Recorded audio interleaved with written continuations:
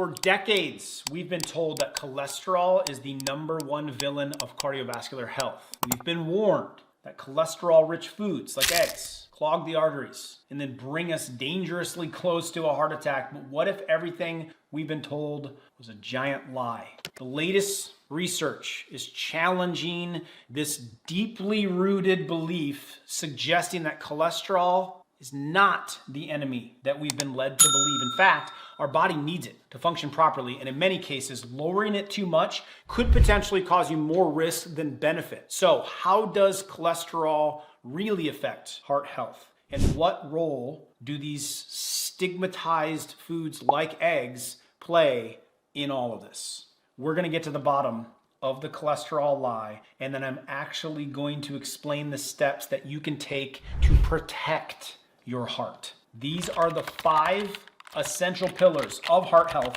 that everyone should know if they want a long life free of cardiovascular disease, the #1 disease killer. If you follow these, you can relieve and stop stressing over your cholesterol numbers and start feeling confident in your health. Now, let's look at the importance of cholesterol. What does it exactly do? And why do so many people think that it causes heart disease? Cholesterol is a waxy, fat-like substance that is absolutely necessary for healthy bodily functions.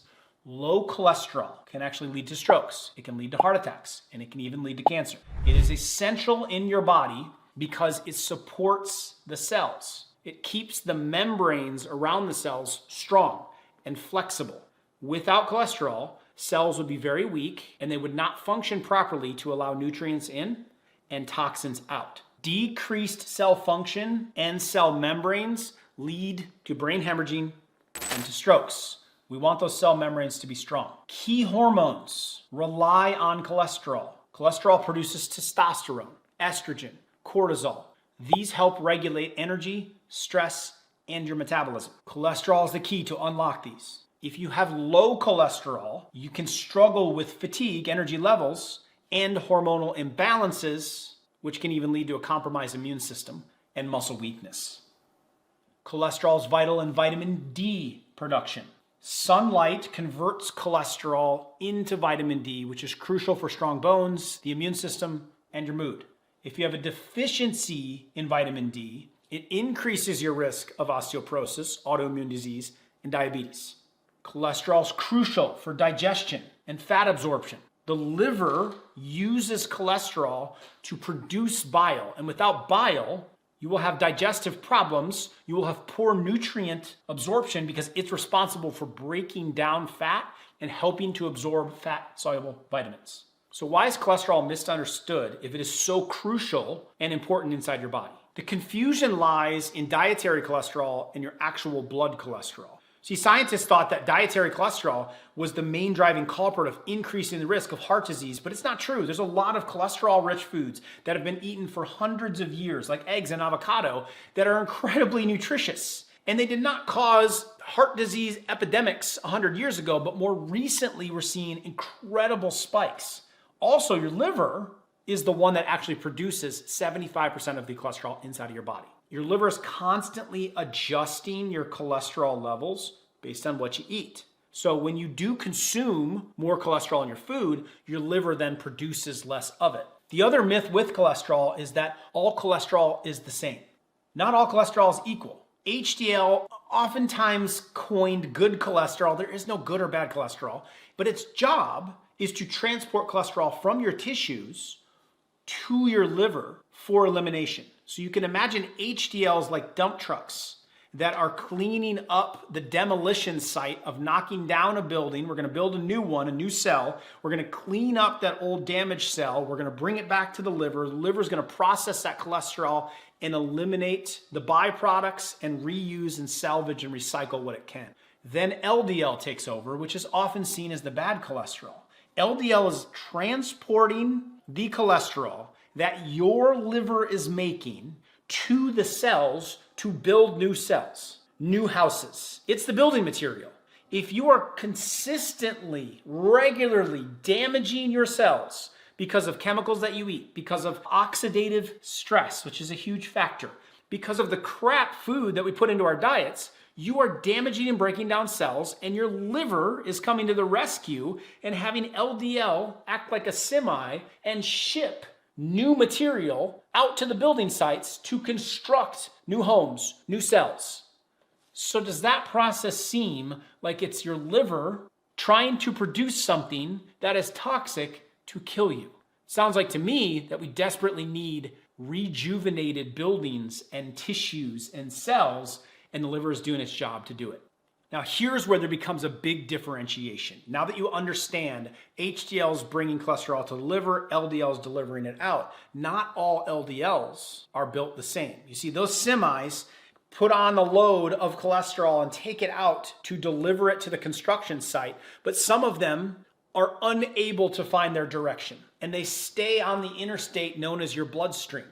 And the longer they stay on those roads, their vehicles begin to break down. The tires become wore down because of so much use. These are smaller tires, smaller, denser LDL particles. They've been in the blood too long, or they've been oxidized. The vehicle begins to rust. They can be truly problematic because they can easily penetrate the arteries. Compared to a brand new semi containing fresh new material that's going out and going straight to the tissue, straight to the construction site to drop off the load of fresh, fluffy LDL cholesterol. These are relatively harmless because they're less likely to form plaque. The analogy you could simply understand, it's small LDL particle sizes are like trying to play tennis with a golf ball versus large LDL particle sizes are like trying to play tennis with a normal tennis ball. When you hit the normal tennis ball against the net, it stops. It doesn't penetrate it. When you hit a golf ball against a tennis net,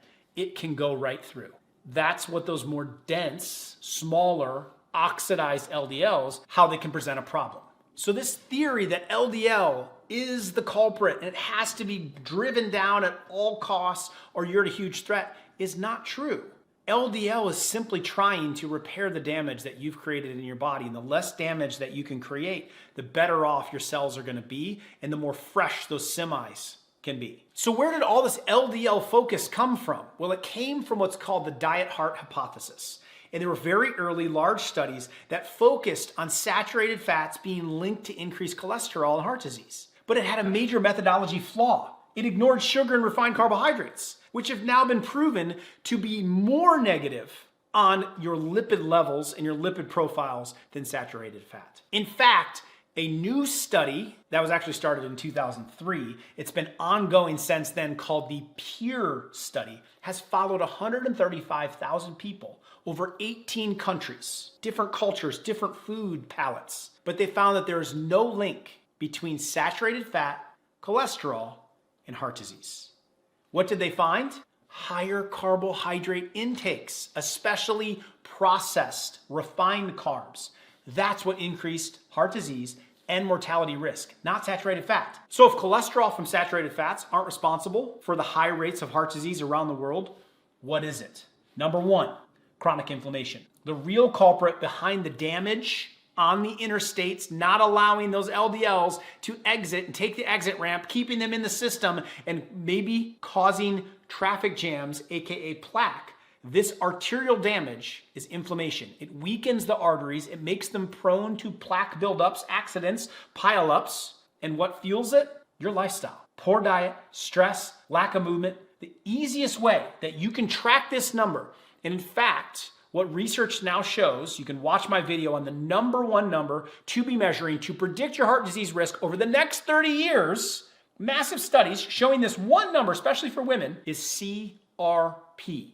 This is the number one predictor, whether your LDL is high or low. If your C-reactive protein number is up, your inflammation is up, and your arterial damage is now happening. It's created by your liver, and I break down a specific video on the number one way to measure it and how you can lower it. You can check that video out right here. Number two cause, insulin resistance. Processed foods, packaged foods, foods that come through a window or make noise when you open them are high in refined carbohydrates. They spike blood sugar levels, leading to insulin resistance. And the result is higher heart disease risk, direct correlation. Measure your fasting insulin levels. So at your next doctor's visit, have them measure fasting insulin. It should be between 2 and 6 ideally. If it's starting to creep up, you now know a simple measurement of do you have insulin resistance. Not many doctors focus on it because there's not drugs to treat that problem. So they're not making the diagnosis, but you can get yourself an idea by measuring fasting insulin. Number 3 is measure the LDL particle size. Not all LDL is bad. Remember we talked about it. Larger, fluffier LDLs, less risk. Smaller, dense LDLs, more dangerous, oxidized. They stick to the artery walls. They create accidents on the interstates and pileups. So what increases the bad? Too many refined carbohydrates, oxidizing those cholesterol molecules, causing damage to them. So you can measure your LDL particle sizes. It's called an NMR, Nancy Mary Randall. An NMR test is going to show you how many big and how many little LDLs you have. If your LDLs are smaller, you really got to go after the insulin resistance, the refined carbohydrates, and also approaching the amount of oxidation and inflammation in your system. Number 4 cause, metabolic syndrome. This is the dangerous combo plaguing, especially America and around the world, of high blood pressure, high triglycerides, low HDL, combined with insulin resistance and usually belly fat. Fixing these numbers beats obsessing over total cholesterol or just LDL numbers overall. If your triglycerides are up, your liver is screaming at you. If your triglycerides are over 100, you need to cleanse your liver and focus on getting that out of you. Check out that number 1 number, the CRP video that I just talked about. It's going to talk to you about how you can also address your liver. So addressing heart disease isn't just about what you eat. It's about how you live. That's why I came up with the 5 pillars of health to truly prevent heart disease. My dad had it. My dad died of heart conditions. My grandfather died of heart disease. I'm extremely passionate about this. There are 5 pillars. 1, real food. It supersedes all diets. It supersedes vegetarian, carnivore, whatever diet choice you want to pick. It's got to be real healthy food. You can be a vegetarian and live off of beer and pizza, and it would qualify. You could be a carnivore and live off nitrite-filled meats that are filled with hormones and antibiotics. We've got to pick quality food. It supersedes the diet approach. Prioritizing nutrient-dense whole foods helps to regulate the metabolism and it reduces that inflammation. So foods that you can eat without worrying about cholesterol, healthy forms of fat. I'm talking about non-seed oils. I stick with the big 4. I stick with avocado oil, coconut oil, olive oil, and then butter, ghee, or lard. That's it. Those 4. Why? You find them in nature. They are very minimally or not processed and they're not heated typically when they're made. Those are the 4 to stick with. High quality proteins, very important to remove the antibiotics and the hormones that are creating inflammation and oxidation inside your cells. So look for grass-fed meats, look for wild-caught fish, look for pasture-raised chickens. Complex carbohydrates. When we strip the fiber and make them simple carbohydrates, we are asking for cholesterol and heart damage. Keep the fiber with it. We should almost replace the word carbohydrates with fiber. We need fiber-based carbohydrates. You can enjoy colorful vegetables and whole fruits and ancestral grains when you're focused on the fiber.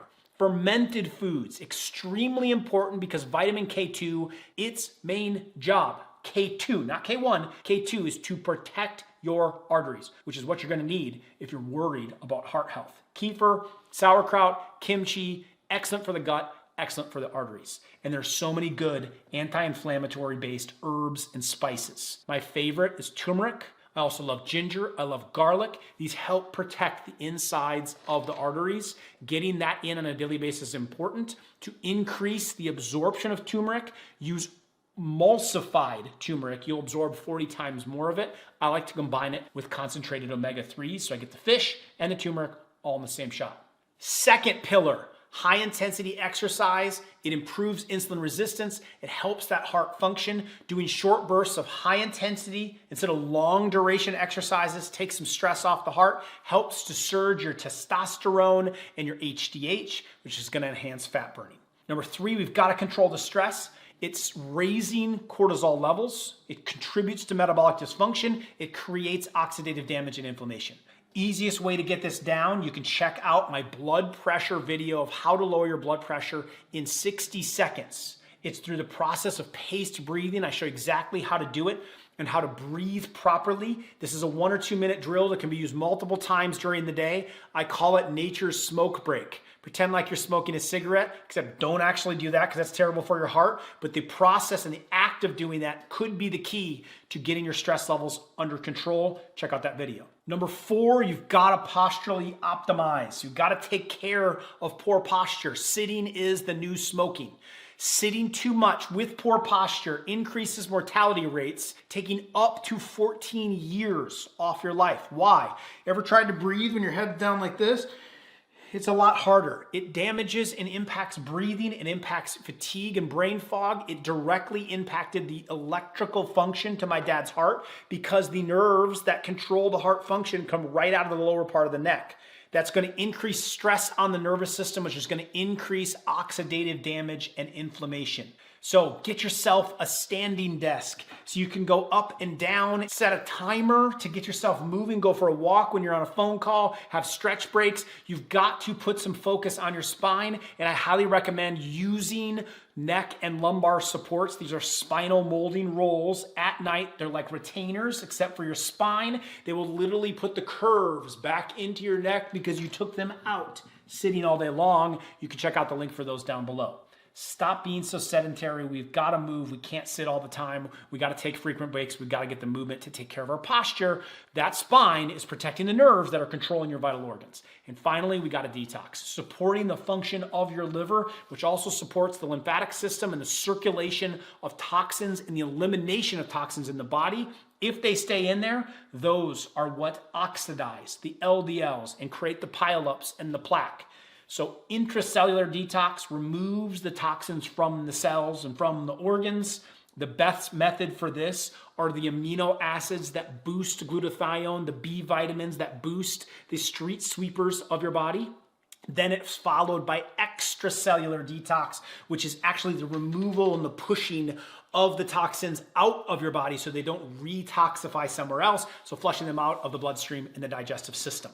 Juicing and cleanses and Epsom salt flushes and fasting is what's going to speed this up, along with saunas and Epsom salt baths, other things that I love. So combining those two things, focus on cleansing the liver, then focusing on eliminating out of the body. You can check out my liver videos below for more help on that. Fasting is going to accelerate the cleanup process of autophagy, of the damages of these cells and the damages in the arteries. Very important for it. I love to do some fasting. I like dirty fasting. I like being able to have some coffee or some liquids throughout the day, but abstain from food so my body gets hyperactive and goes into cleanup mode. That's how you can start to secure better health of your arteries. The more extended you go, the benefits go up till about the 3 or 4 day mark. In between that period of time, if you're going 3 days, you will significantly uptick the amount of cleanup that your body does, and it strengthens the immune system. Cholesterol isn't the boogeyman. Don't fixate on cholesterol levels. Instead, focus on you. You are the solution. LDL is not your problem. LDL is being produced in your body. Your liver is not creating a substance trying to kill you. It's the oxidation. It's the damage being created by the lifestyle, which means if that's the problem, you're the solution. Eating the right way, real food, superseding the diets, the lifestyle habits to protect your heart that I just listed. If you need a guide of how to simply get started with those, you can hear my dad's story and how it's helped change millions of lives with my Amazon best-selling book. You can get it for free with the link that I put in the description below. This natural approach, that's what decreases the risk of more people ending up like my dad or like my grandfather. That's why I do it. Now, just because total cholesterol isn't the primary cause and LDL isn't the primary cause, if you want to dig deeper on those 5 important cholesterol numbers that you need to know about your body and you can request at your next blood work to know if you have signs of trouble, I explain what each of those 5 numbers are in this video that I'm going to link right here. Click here to watch, and I'll see you over on that video.